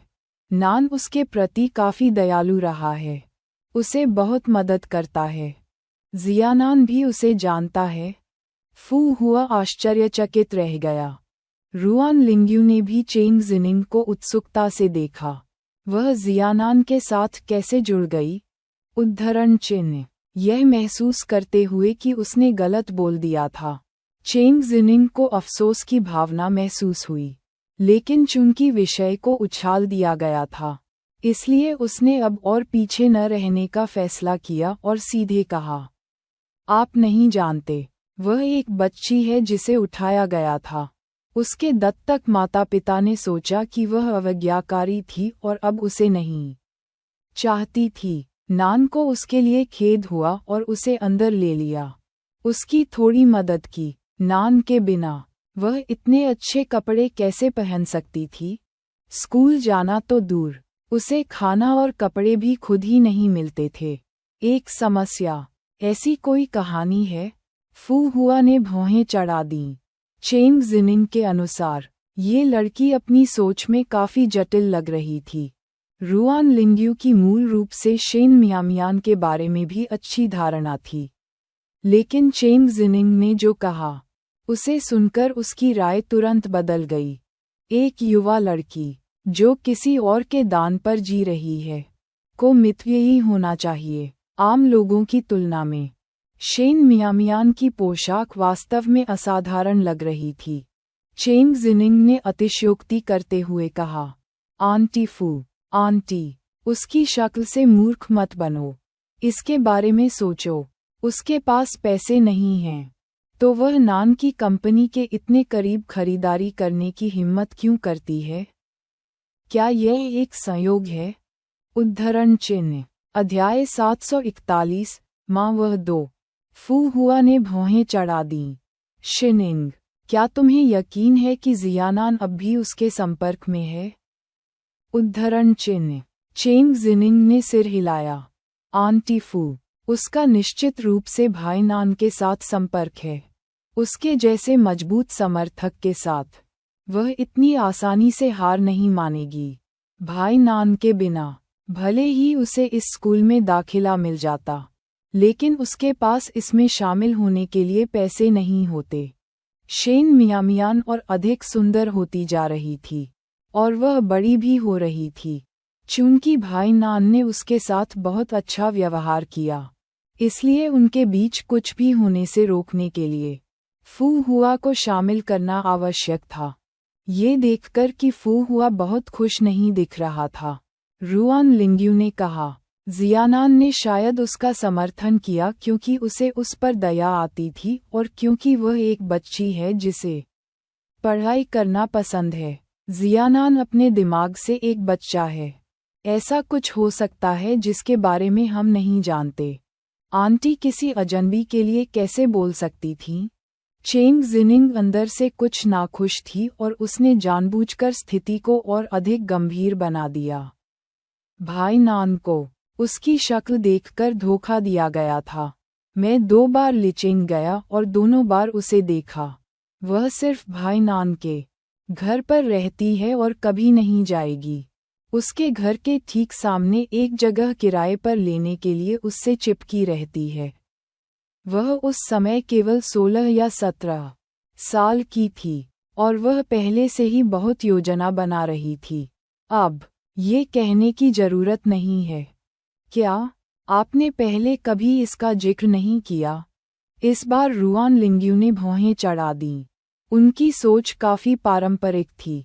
उसने सोचा कि एक युवा लड़की के लिए एक बूढ़े आदमी से चिपकना अनुचित है, और चाहे इसकी चर्चा कहीं भी की जाए, यह अच्छा नहीं लगता। इसके अलावा उसकी भतीजी को हे नान पसंद था, और यह अपरिहार्य लग रहा था कि दोनों परिवार शादी से संबंधित हो जाएंगे। ऐसी घटना वाकई अच्छी नहीं थी। चेंग जिनिंग ने कुछ शिकायत के साथ कहा, मैं आपको चिंतित करने के बारे में चिंतित था, और भाई येकियान ने मुझे बिना सोचे समझे बोलने नहीं दिया। इससे पहले उसने कभी भी शेन मियामियान को गंभीरता से नहीं लिया था, लेकिन इस बार उसे बीजिंग में देखने के बाद उसे अचानक संकट का तीव्र एहसास हुआ। ये सुनकर फू हुआ का खरीदारी करने का मूड खराब हो गया था, इसलिए उसने कहा, शिनिंग, अपनी चाची के साथ थोड़ी खरीदारी के लिए जाओ।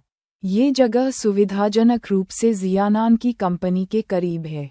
जब से मैंने उसे आखिरी बार देखा था, बहुत समय हो गया है, और मुझे लगता है कि मैं उसे देखने के लिए आ जाऊंगी। बेशक, आंटी फू। ये जानकर कि फू हुआ इस मामले पर बात करने जा रहा था, चेंग जिनिंग को अंदर से थोड़ी खुशी महसूस हुई। अंकल ही का बहुत समय पहले निधन हो गया था, और हे नान का पालन पोषण फू हुआ और दादाजी हे ने किया था। वह हमेशा फिल्मी स्वभाव का था, इसलिए निश्चित रूप से अगर आंटी फू आगे आती तो भाईनान उनकी बात सुनते। कार्रवाई करने से पहले चीजें स्पष्ट कर लें। शियानान एक समझदार बच्चा है, उसके साथ अच्छी तरह से बात करें, रुआन लिंग्यू ने चिंतित होकर आग्रह किया। उसे डर था कि माँ और बेटा एक दूसरे से नाराज हो जाएंगे। मुझे पता है। फू हुआ ने सिर हिलाया और मॉल छोड़ने के लिए मुड़ा।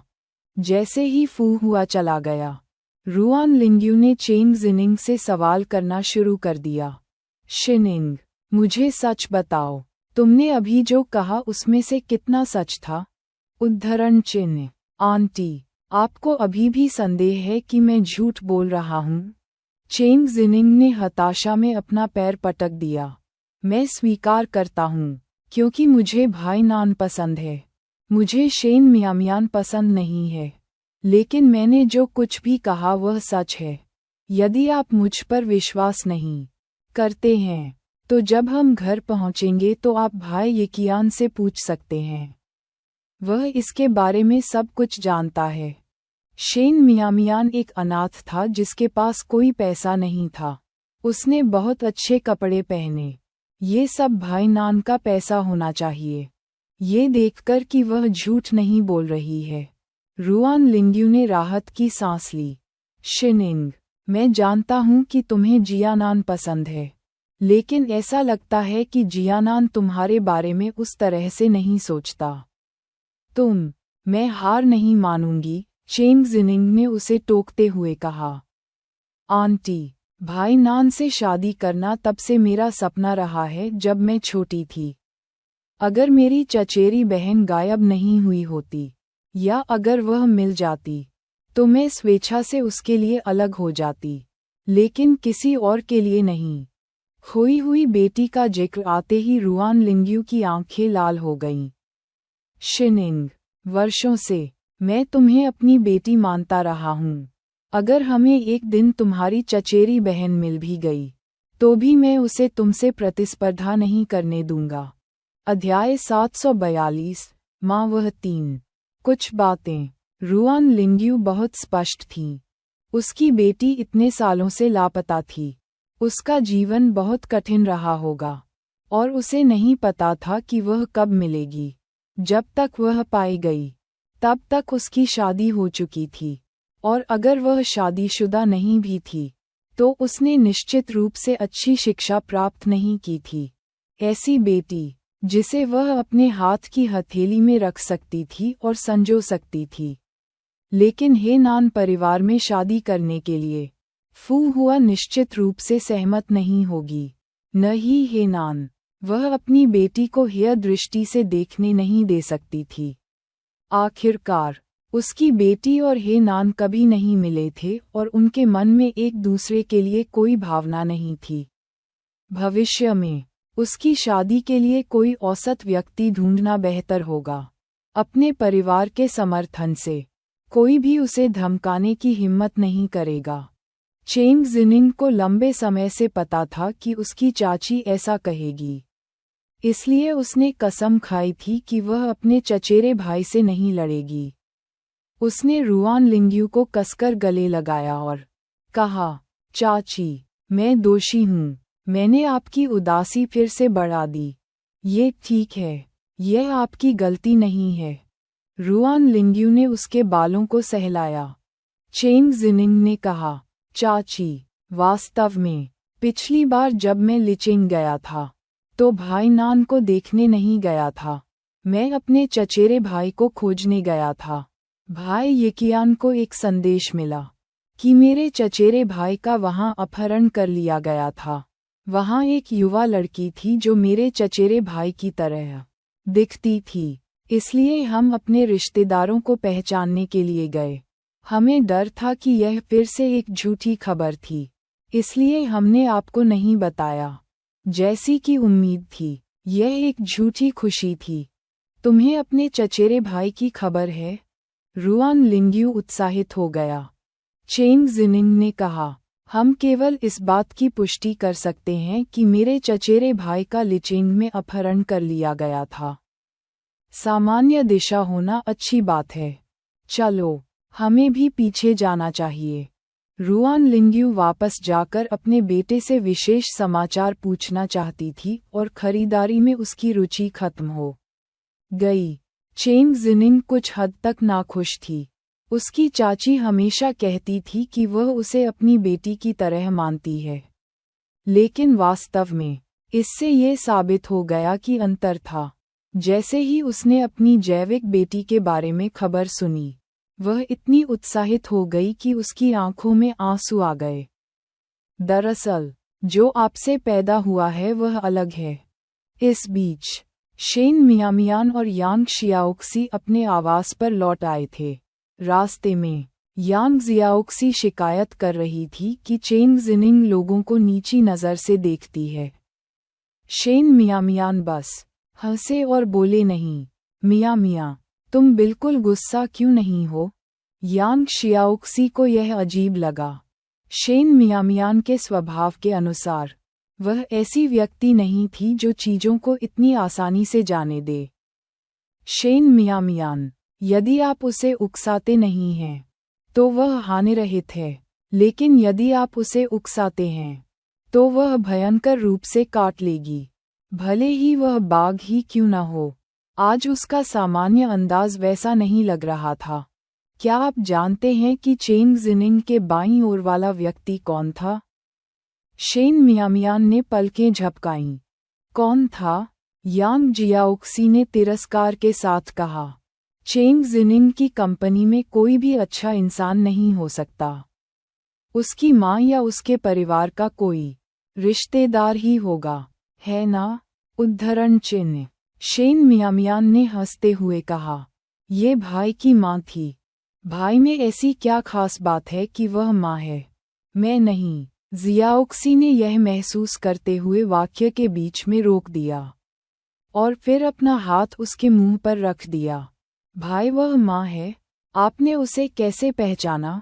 क्या आपने कोई फोटो देखी है? उद्धरण चिन्ह।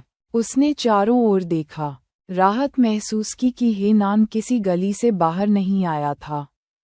हेनान की इतनी मजबूत उपस्थिति थी कि वह उसे नाराज करने का जोखिम नहीं उठा सकती थी। क्या तुम्हें नहीं लगता कि वह कुछ भाई है जैसी दिखती थी? शेन मियामियान से पूछा। यांग जियाओक्सी ने एक पल के लिए सोचा। मैं उस समय बहुत गुस्से में था और ध्यान नहीं दिया, लेकिन अब जब आपने इसका उल्लेख किया है तो वे एक दूसरे से थोड़ा मिलते जुलते प्रतीत होते हैं। उसे चिंता होने लगी। मिया, चेंग जिनिंग निश्चित रूप से भाई की माँ के सामने तुम्हारे बारे में अच्छा नहीं बोलेगी। शायद वह तुम्हें पसंद नहीं करेगी। तुम क्या करने जा रहे हो? उद्धरण चिन्ह। बस प्रकृति को अपना काम करने दो। शेन मियामियान ने असहाय होकर कंधे उचकाए। वह इसके लिए लंबे समय से तैयार थी। अगर भाई वह अपने परिवार के खिलाफ नहीं जा सकता है और उसे आपसे संबंध तोड़ना है तो बहुत दुखी मत होइए।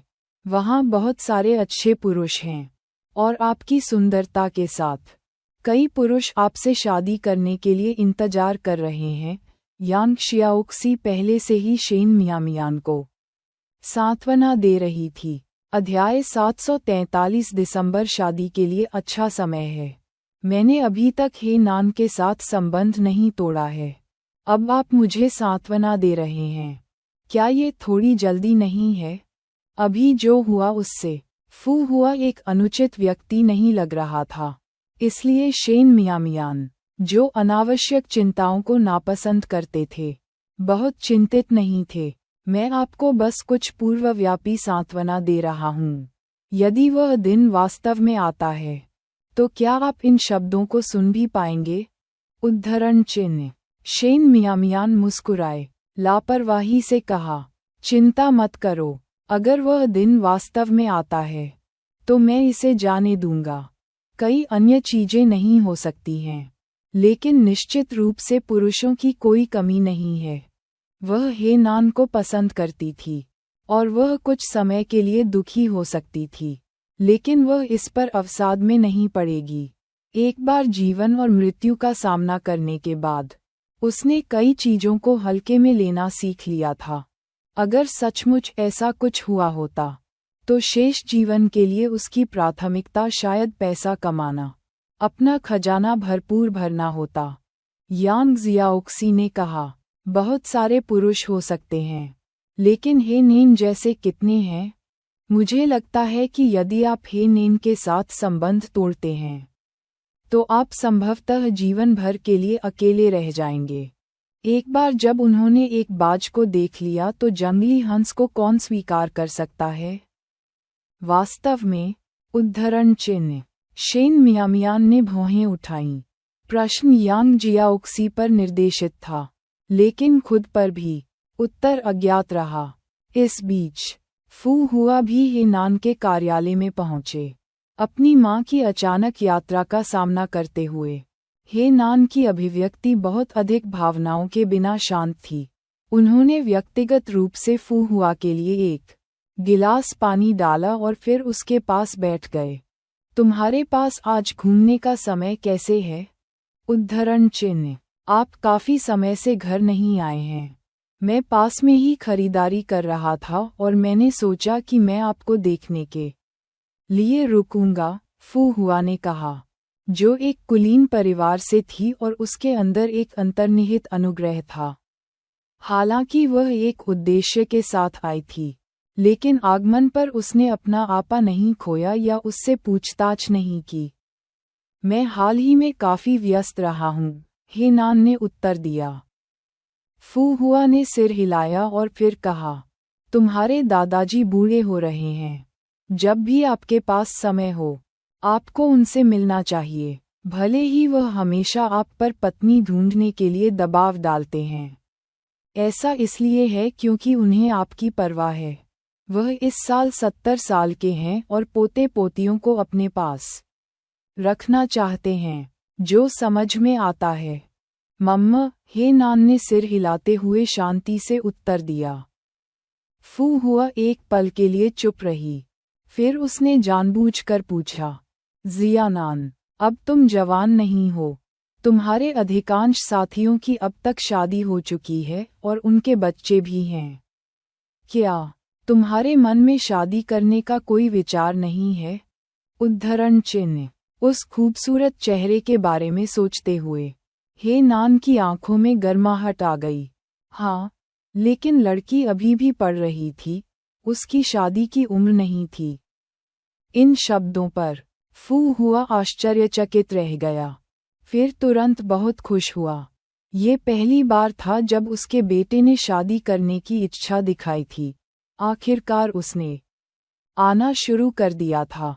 जिया नान, जिनिंग इस साल पहले से ही 23 साल की है और वह आपका इंतजार कर रही है। अगर आप इन वर्षों में चुप नहीं रहे होते तो शादी बहुत पहले तय हो गई होती। अब जब आप शादी करने के बारे में सोच रहे हैं तो मैं कल जिनिंग के परिवार से मिलने की व्यवस्था करूंगा।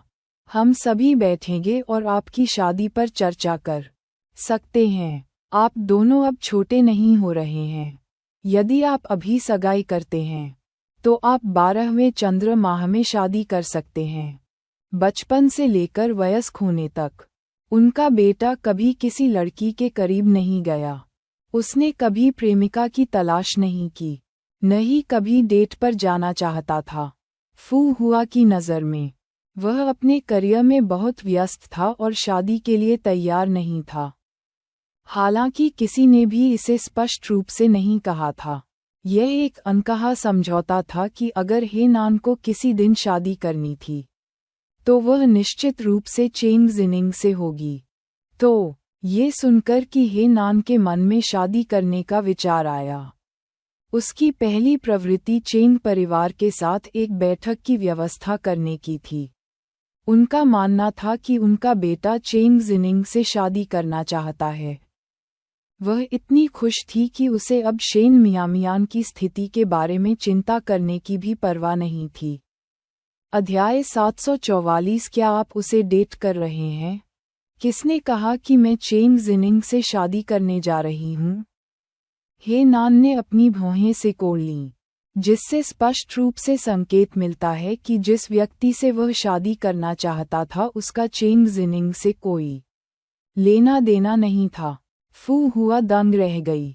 जियानन, जिससे तुम शादी करना चाहती हो वह जिनिंग नहीं है? उद्धरण चिन्ह। ये, उन्होंने नान ने विशेष रूप से स्पष्ट रूप से उत्तर दिया। क्या तुम एक रिश्ते में हो? फू हुआ को ये बहुत अजीब लगा क्योंकि उसने कभी नहीं सुना था कि उसका बेटा किसी लड़की के बहुत करीब आ रहा है। मम, हे नान ने स्वीकृति में सिर हिलाया। फू हुआ, उद्धरण चिन्ह उद्धरण चिन्ह। ये खबर बहुत अचानक थी, और इससे पहले तो वह थोड़ी हतप्रभ रह गई, लेकिन वह जल्दी ही इससे सहमत हो गई। उसे हमेशा उम्मीद थी कि उसका बेटा चेंग जिनिंग से शादी करेगा। रुआन परिवार और हे परिवार हमेशा करीबी दोस्त रहे हैं। हालांकि रुआन परिवार की बेटी गायब हो गई थी, रुआन परिवार की भतीजी अभी भी वहां थी, और दोनों परिवार शादी के बंधन में बंधने की उम्मीद कर रहे थे। लेकिन अगर उसका बेटा वास्तव में चेंग जिनिंग को पसंद नहीं करता, तो कुछ नहीं किया जा सकता था। शादी कोई जबरदस्ती थोपी जाने वाली चीज नहीं है। जियानन, मुझे बताओ, तुम्हें कौन सी लड़की पसंद है? चूंकि तुम पहले से ही किसी को देख रहे हो, हमारे परिवार के बुजुर्गों के लिए यह अच्छा नहीं होगा कि वे हस्तक्षेप न करें। हम शादी की तारीख तय कर सकते हैं ताकि तुम्हारे दादाजी सहज हो सकें। आइए 2 साल और इंतजार करें। उन्होंने नान ने लापरवाही से कहा। अभी सही समय नहीं है। वह भी सगाई करना चाहता था, लेकिन वह अभी भी स्कूल में थी। उसका शैक्षणिक करियर अधूरा था। वह अभी भी एक युवा लड़की थी। उसे कुछ और वर्षों की लापरवाह खुशियों का आनंद लेने दें। मॉल में शेन मियामियान को देखने के बारे में सोचते हुए फू हुआ की अभिव्यक्ति बदल गई और उसने गंभीरता से कहा, जियानान, मुझे आपके डेटिंग पर कोई आपत्ति नहीं है। भले ही वह व्यक्ति जिनिंग न हो, इससे कोई फर्क नहीं पड़ता। हम इतने दम्भी नहीं हैं। नहीं, हम इस बात पर जोर देते हैं कि आपको समान सामाजिक प्रतिष्ठा वाला एक साथी चुनना चाहिए। लेकिन जिस व्यक्ति के साथ आप जुड़े हैं वह एक सभ्य परिवार से आना चाहिए। कम से कम उचित सिद्धांतों वाला होना चाहिए।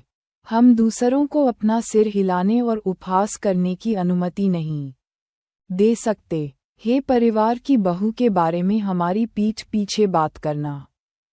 फू हुआ की राय में, हे नान किसी ऐसे व्यक्ति से शादी कर सकता है जो हे परिवार की प्रतिष्ठा का नहीं है, लेकिन दूसरे पक्ष को एक सभ्य परिवार से आना चाहिए, अधिमानतः शिक्षित माता पिता के साथ। उसने ऐसे परिवार देखे थे जहां, क्योंकि बहू सुंदर थी लेकिन ग्रामीण इलाकों से अशिक्षित थी, पत्नी का परिवार हर दूसरे दिन परेशानी पैदा करता था। वे, हे परिवार, ऐसी बहू को स्वीकार नहीं करेंगे। हे नान का चेहरा थोड़ा काला पड़ गया।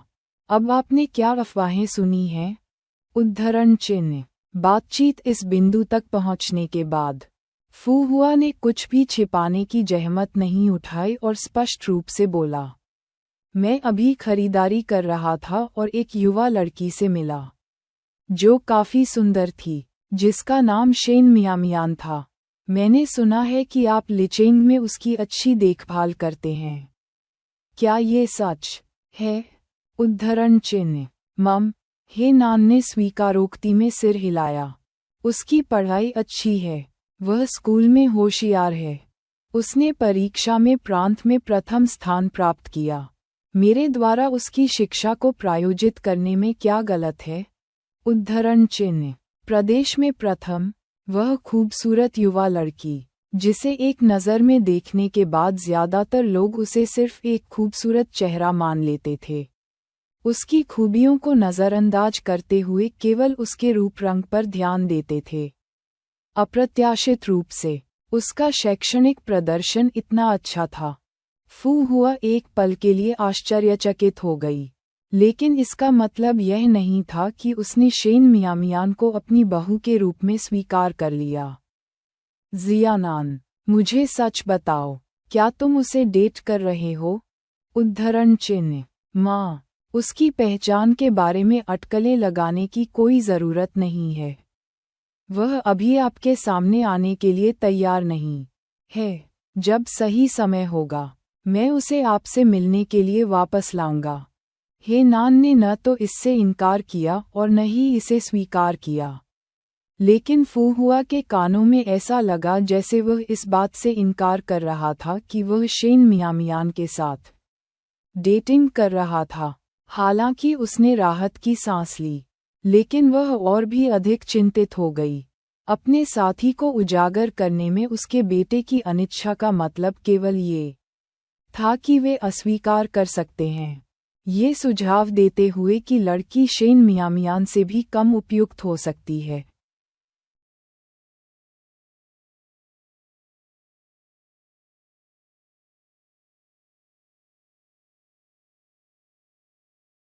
अध्याय 745 पुराने मास्टर है। जियानन, चूंकि आप दूसरे पक्ष की पहचान का खुलासा करने को तैयार नहीं हैं, इसलिए मैं अब आप पर दबाव नहीं डालना चाहता। लेकिन मैं स्पष्ट कर दूं, अगर दूसरे पक्ष की पृष्ठभूमि साफ नहीं है, या अगर वह कोई अशिक्षित देहाती लड़की है, तो मैं सहमत नहीं होऊंगा। उनका बेटा एक दुल्हन से शादी करने जा रहा था, और यह एक साफ पृष्ठभूमि वाली लड़की होनी चाहिए थी। गलत महिला से शादी करने से 3 पीढ़ियां बर्बाद हो सकती हैं। वह परिवार उस अपमान को बर्दाश्त नहीं कर सका। आप जल्द ही या बाद में संतुष्ट हो जाएंगे। हेनान ने उस समय पर नज़र डाली और कहा, मुझे बाद में कुछ और चीज़ों का ध्यान रखना है और मुझे बाहर जाना होगा। यदि आपके पास और कुछ नहीं है, तो आपको वापस जाना चाहिए और जल्दी आराम भी करना चाहिए। उद्धरण चिन्ह। फू हुआ उठ खड़ा हुआ। इस बारे में अपने दादाजी से बात करने का समय निकालें। परिवार से राज रखने जैसी महत्वपूर्ण बात रखते हुए, मुझे नहीं पता कि आप क्या सोच रहे हैं। समझा। हेनान ने फू हुआ को दरवाजे के बाहर देखा, और उसकी कार को जाते हुए देखने के बाद वह भी मुड़ा और चला गया। सड़क पर फू हुआ जितना अधिक इसके बारे में सोचती थी, उसे उतनी ही अधिक बेचैनी महसूस होती थी। वह नहीं चाहती थी कि उसका बेटा शेन मियामियान के साथ शामिल हो, लेकिन उसे इस बात का और भी डर था कि कहीं उसे शेन मियामियान से भी बदतर कोई न मिल जाए। बहुत सोचने के बाद उसने फैसला किया कि शेन मियामियान की पृष्ठभूमि की जांच करना अधिक आश्वस्त करने वाला होगा। सीधे घर जाने के बजाय फू हुआ बूढ़े मिस्टर हे से मिलने गया, जो आंगन में फूलों को पानी दे रहा था। 70 साल की उम्र और सफ़ेद बालों से भरा सिर होने के बावजूद वह अभी भी लंबे समय तक खड़े थे और एक दृढ़ और धार्मिक भावना का प्रदर्शन कर रहे थे। पिताजी, मैं आपसे कुछ बात करना चाहता हूँ। ये सुनकर बूढ़े श्रीमान ने बटलर द्वारा दिया गया तौलिया लिया, अपने हाथ पोंछे और कहा, चलो अंदर बात करते हैं। दोनों लिविंग रूम के सोफे पर बैठ गए और बटलर ने 2 गिलास पानी डाला। बूढ़े श्रीमान ने पूछने से पहले अपने गिलास से एक घूंट लिया। वह क्या है जो आपको विशेष रूप से यहाँ लाता है?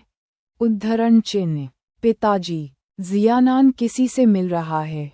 क्या आप इसके बारे में जानते हैं? उद्धरण चिन्ह। अपने पति के निधन के बाद फू हुआ ने कभी दोबारा शादी नहीं की और हमेशा बूढ़े मिस्टर ही के प्रति बहुत सम्मान रखती थी।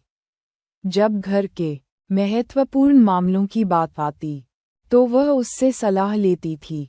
सौभाग्य से, हालांकि बूढ़े श्रीमान जिद्दी स्वभाव के थे, उन्होंने अपनी बहू के साथ अच्छा व्यवहार किया और कभी भी जानबूझकर उसके लिए चीजें मुश्किल नहीं कीं। वह लंबे समय से फू हुआ को बेटी के रूप में मानने लगे थे। जियानान किसी से प्रेमालाप कर रहा है? ये कब हुआ और किस परिवार की बेटी के साथ? बूढ़े श्रीमान को बहुत अच्छी खबर सुनने को मिली। उनकी आंखें खुशी से चमक उठीं। वह बच्चा, वह इतनी बड़ी घटना को अपने परिवार से छिपाकर रखता है। तुम्हें पता नहीं था? फू हुआ को ज्यादा आश्चर्य नहीं हुआ ये देखकर कि बूढ़े श्रीमान कितने खुश थे। वह उनका मूड खराब नहीं करना चाहती थी, लेकिन उन्हें सच बताना पड़ा। पिताजी, मुझे आज खुद इसके बारे में पता चला। इतनी जल्दी खुश मत होइए। जियानान का साथी जिनिंग नहीं है। मेरा मानना है संभावना अधिक है कि वह बीजिंग की किसी लड़की से नहीं मिल रहा है, लेकिन शायद लिचेंग की लड़की से मिल रहा है, जहां जियानान ने सबसे अधिक समय बिताया है। मैंने हमेशा कहा है कि जियानान और जिनिंग का भाग्य अच्छा नहीं था। बूढ़े श्रीमान बिल्कुल भी आश्चर्यचकित नहीं थे। वह कहाँ से है यह महत्वपूर्ण नहीं है।